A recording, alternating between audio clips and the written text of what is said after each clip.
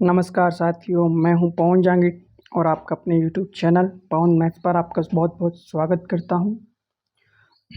साथियों, जैसा आप लोगों को ज्ञात है, इस वर्ष एनसीईआरटी ने अपने सिलेबस में कटौती करी है। हालांकि कुछ नया नहीं जोड़ा है एनसीईआरटी ने। जो पिछले वर्ष छात्रों ने जो सिलेबस पढ़ा था उसी सिलेबस में कटौती करी। कहीं पे कहीं एक्सरसाइज कम करी, कुछ टॉपिक्स कम करे हैं और एक चैप्टर भी हटाया है। तो इस वर्ष जो छात्र पढ़ रहे हैं एनसीईआरटी सिलेबस के साथ, तो उनको पता होना चाहिए कि क्या हटा है, क्या नहीं हटा, क्या हमें पढ़ना है, क्या हमें बोर्ड के एग्ज़ाम में कौन से टॉपिक्स आएंगे, ये हमें पता होना चाहिए। और जिन छात्रों के पास अब पुरानी बुक है, जो नई बुक नहीं खरीद पा रहे हैं, जिन्होंने पुरानी बुक खरीद ली है, ये वीडियो उन बच्चों के लिए, उन छात्रों के लिए बहुत ज़्यादा इम्पोर्टेंट होने वाली है। क्योंकि आज हम इस वीडियो में बात करने वाले हैं कि एनसीईआरटी ने जो सिलेबस हटाया है, जो कटौती करी है, वो कौन कौन सी तो कटौतियाँ करी है और क्या क्या अब हमें पढ़ना है इस सत्र के लिए। तो साथियों, जैसे आप लोगों को पता है कि एनसीईआरटी में एक सिलेबस की कटौती हुई है। अगर आपको ज्ञात है तो अच्छी बात है, नहीं है तो हम बता रहे हैं कि एनसीईआरटी ने एक चैप्टर जो आपका है, एक प्रश्नावली आपकी जो है, वो हटा दिया है। तो अब प्रश्नावली कितनी बची है? प्रश्नावली मात्र 14 प्रश्नावली बची है। 14 चैप्टर आपके रह गए हैं। पहला चैप्टर आपको पता है कि पहला चैप्टर आपका क्या है कि वास्तविक संख्याएं हैं। क्या है? वास्तविक संख्या। पहला चैप्टर आपका वास्तविक संख्या, दूसरा आपका बहुपद है, तीसरा दो चरों वाले रैखिक समीकरण है। वास्तविक संख्या में आपको पढ़ना क्या है कि वास्तविक संख्या में हम एलसीएम एचसीएफ पढ़ेंगे और हम पढ़ेंगे कि अपरिमेय संख्याओं को सिद्ध करना। दूसरा चैप्टर आपका पॉलीनोमियल्स यानी बहुपद है। बहुपद में हम क्या पढ़ने वाले हैं? बहुपद में हम आपको पढ़ेंगे शून्यांक, जीरोस निकालना और जीरो से शून्यांकों से वापस समीकरण बनाना, हम ये पढ़ने वाले हैं। तीसरा चैप्टर दो चरों वाले रैखिक समीकरण है, pair of linear equation in two variables. इस प्रश्नावली के अंदर, इस चैप्टर के अंदर हम 3 विधियाँ पढ़ने वाले हैं। 3 विधियों से एक विधि आपके हट चुकी है, 2 इक्वेशनों को सॉल्व करने की, और हम इसके अंदर ग्राफ पढ़ने वाले हैं। चौथा है आपका द्विघात समीकरण। इसमें हम पढ़ने वाले हैं, हम द्विघात समीकरणों के मूल यानी रूट्स निकालना सीखेंगे। ये इसी चैप्टर के अंदर पढ़ना है। कुछ थ्योरेटिकल सवाल भी है, ये पूरी डिपेंड होगी द्विघात समीकरण पे। पांचवा जो चैप्टर का है आपका, वो आपका समांतर श्रेणी है, अरिथमेटिक प्रोग्रेस। इस चैप्टर के अंदर हम योग पढ़ेंगे समांतर श्रेणियों का, सम ऑफ एपी पढ़ेंगे। और क्या पढ़ने वाले हैं? हम इसमें पढ़ेंगे एन व पद निकालना, ए निकालना, डी निकालना, ये सब हम इसके अंदर पढ़ने वाले हैं। जो त्रिभुज वाला आपका चैप्टर है, ट्राइंगल्स जो है, वो वैसा कि वैसा, उसमें से कुछ हटा नहीं है। सातवां निर्देशांक ज्यामिति है, कोऑर्डिनेट ज्योमेट्री। इसमें आपको क्या पढ़ना है कि इसमें हम पहले एक त्रिभुजों वाला क्षेत्रफल था, वो हट गया है। अब इसमें 2 ही टॉपिक बचे हैं। 2 टॉपिक कौन कौन से बचे हैं कि एक तो हम निकालेंगे बीच की दूरी और दूसरा निकालने वाले हैं हम अनुपात, रेशोज। आठवां आपका त्रिकोणमितीय परिचय, जो आप जानते हो इसको। इसमें साइन कोस टेन व कोट वगैरह पढ़ना है, हमें सारणी पढ़नी है, कुछ उसकी जो सरसमीका हैं वो पढ़नी है, उनसे हम सिद्ध करना सीखना है। नवा चैप्टर 8वें चैप्टर पे ही बेस है।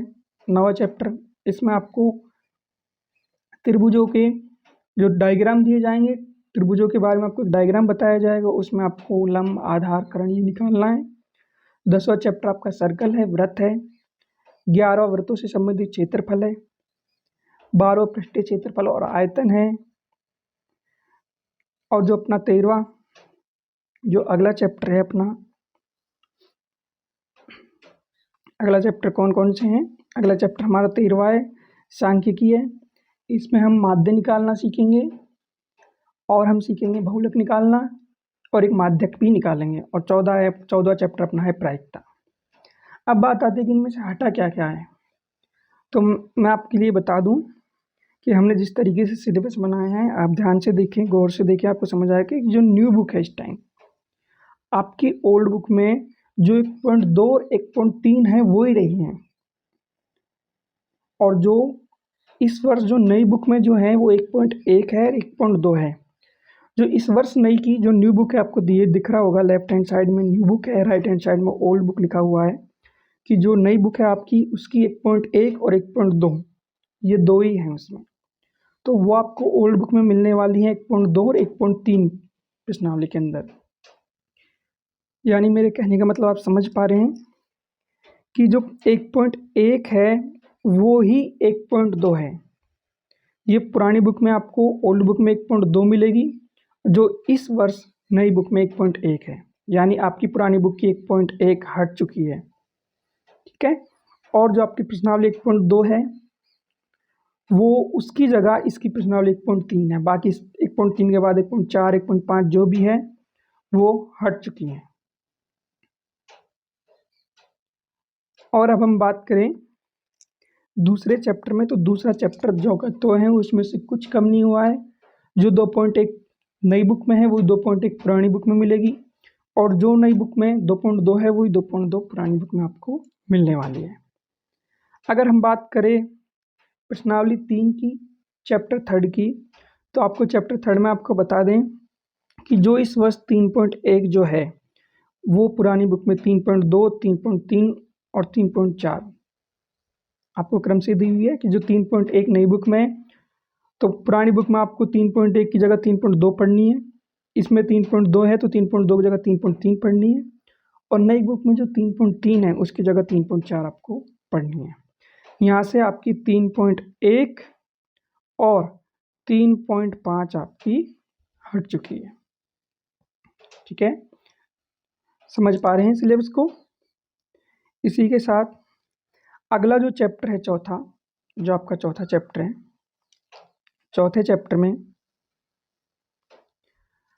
आपको कुछ कम नहीं हुआ है, सिर्फ यहाँ से हटी है पुरानी बुक की 4.3 कम हुई है।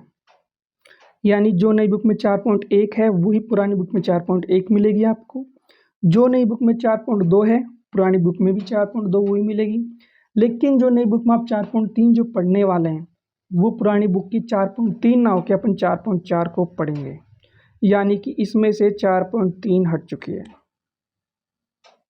ठीक है, क्या हट चुकी है? 3.4 हट चुकी है। ऐसे ही पांचों चैप्टर में से कुछ कम नहीं हुआ है, ये जैसा कि है वैसा ही पढ़ना है। 5.1 5.2 5.3 आपको सब पढ़ना है। ठीक है, और अब बात करें छठवें चैप्टर की, तो जो छठा चैप्टर अपना है उसमें 6.1 6.2 और 6.3 ये शुरू की पॉइंट 3 है, ये पढ़नी है आपको। 6.1 भी पढ़नी है, 6.2 भी, 6.3 भी इसमें से पढ़नी है। सातवें चैप्टर में जो 7.1 नई बुक में है वही 7.1 पुरानी बुक की पढ़नी है अपन को। जो नई बुक में 7.2 है वही पुरानी आपको 7.2 के अंदर पढ़नी है। इसमें से कम क्या हुआ है? इसमें से आपको 7.3 हट गई है और कुछ नहीं पढ़ना, सिर्फ 7.1 7.2 पढ़ना है। 7.1 में आप बीच की दूरी पढ़ोगे और 7.2 में आपको अनुपात पढ़ना है। इसी के साथ अपन बात करें 8वें चैप्टर में, तो 8वें चैप्टर में क्या क्या कम हुआ है?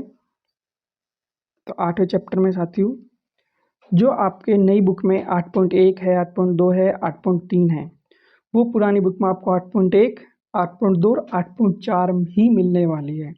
8.3 यहाँ से हट गई है। 8.3 कौन सी थी कि 90 माइनस थीटा वाली, जो सारे क्वेश्चंस थे वो सारे हट गए हैं। आपको 8.1 पढ़नी है। 8.1 में आप लाल बट्टी कक्का पढ़ने वाले हैं। 8.2 में आप सारणी पढ़ोगे, सारणी से मान निकालना, आप वैल्यू निकालोगे टेबल से। और 8.3 जो नई बुक की 8.3 है, जो पुरानी बुक की क्या है वो 8.4 है। पुरानी बुक में से 8.3 हट गई है, तो जो 8.4 है इस वक्त पुरानी बुक की, और नई बुक की जो 8.3 है उसमें अपन को पढ़ने हैं सरसंख्याएं सिद्ध करना। जो नवा चैप्टर है, नवे चैप्टर में आपका सिर्फ और सिर्फ एक क्वेश्चन कम हुआ है। आपको पता है कि नवे चैप्टर जो है, 9th जो चैप्टर है उसमें सिर्फ और सिर्फ एक ही पॉइंट है, एक ही एक्सरसाइज है, एक ही प्रश्नावली 9.1, उसमें से 16वां सवाल है एक, वो सिर्फ हटा है, बाकी ऐसे की ऐसे हैं, एज इट इज हैं। जो 10वां चैप्टर है वो भी एज इट इज है, उसमें से नो चेंज है। हाँ, एक अच्छी बात यह है कि 11वां चैप्टर हट गया है। अभी अच्छी बात है बुरी बात नहीं है तो आप लोगों पे डिपेंड करता है कि आपको कितना इजी लगता है, वो कितना इजी नहीं लगता, लेकिन 11वां चैप्टर जो रचनाएं थी, कंस्ट्रक्शन था, वो हट चुका है। अब बात करें आज नई बुक की क्या है, 11.1 है, पुरानी बुक की क्या है, 12.1 है। ठीक है। और जब हम बात करें कि 12वें चैप्टर की, तो जो नई बुक का 12वां चैप्टर है वो आपको पुरानी बुक में 13वां चैप्टर देखने को मिलेगा। इसकी 12 पॉइंट नई बुक की 12.1, 12.2, पुरानी बुक की 13.1, 13.2 है। ऐसे ही नई बुक की 13.1, 13.2, 13.3 जो आपकी सांख्यिकी है, चैप्टर सांख्यिकी जो आपका है वो आपको नई पुरानी बुक में 14.1, 14.2, 14.3 में देखने को मिलेगा। और जो आपका आखिरी चैप्टर है 14वां, नई बुक में 14 चैप्टर है, पुरानी बुक में 15वां है प्रायिकता। ये आपको आपकी पुरानी बुक में 15वां चैप्टर देखने को मिलेगा। तो ये है आपकी एनसीईआरटी का क्लास 10th मैथ का पूरा सिलेबस जो आपको पढ़ना है। और इस चैनल पर हम आपको पूरा सिलेबस करवाएंगे 10th का, कुछ 11th का, कहीं 12th का।